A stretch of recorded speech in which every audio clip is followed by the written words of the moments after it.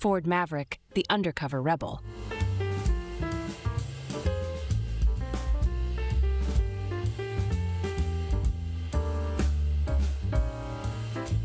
Ah, the Ford Maverick, a car with an identity crisis so profound it should have come with a therapist in the passenger seat.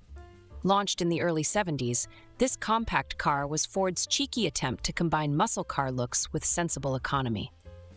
Think of it as the automotive equivalent of a mullet haircut. Business in the front, party in the back. Now, the name Maverick alone suggests a degree of rebelliousness, an outlaw spirit ready to break shackles and run wild.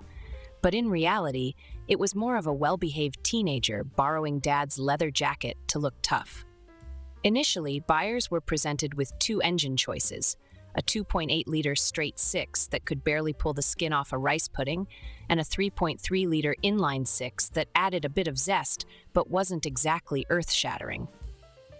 For those with a penchant for speed, or at least something resembling it, there was a 302 cubic inch V8. Finally, a Maverick that lived up to its name. This engine gave the car some serious clout, but it still wasn't a full-on muscle car. More like a gym goer who skipped leg day. Driving a Maverick was an uncomplicated affair. It had manual steering that felt like turning a gearless bike. The suspension wallowed like a hippopotamus in a mud bath, making every corner a reminder that speed and agility were mere aspirations for this car. Yet, it had a charm. A raw, relatable charm that could make even the most pretentious car snob smile. From the outside, the Maverick had that classic long hood, short deck look that screamed Americana. Its styling was pure blue-collar cool, with a grille that looked like it was perpetually grinning. However, those grins turned to grimaces under the hood if you forgot to keep the fuel gauge in check. This beauty could guzzle petrol faster than a thirsty camel at an oasis. Inside, well, let's just say it was functional. No lavish materials or luxurious finishes, just the essentials laid out in the most straightforward way possible. The seats were about as supportive as a deck chair, and the dashboard was more barren than the Sahara. Not to forget, there was a grabber version, which sounds like it was named by a peculiar sort of executive. With its bright paint, sporty decals, and a hood scoop that hinted at more power than it genuinely offered, it was the Maverick's way of saying, I might not be quick, but I look fabulous standing still. And who could overlook Maverick's stint in motorsport?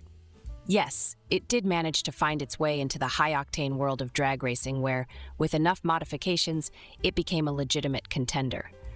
Who would have thought? Underneath all that pedestrian pretense lay a beast waiting to be unleashed. Over time, the Maverick underwent several iterations, some boasting more power, others just more fluff.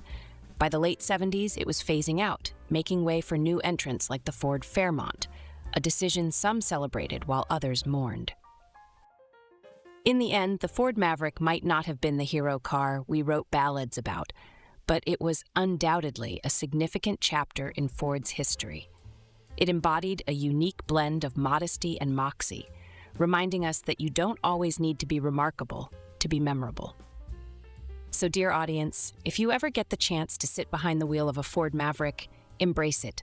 Marvel at its simplicity, revel in its unpretentiousness, and most of all, remember, it's a car that dared to be different without losing its sense of self. The Maverick was, and will always be, that lovable, misunderstood rogue in the annals of automotive lore. Enjoyed the ride down memory lane? Smash that like button and subscribe to Auto Icons.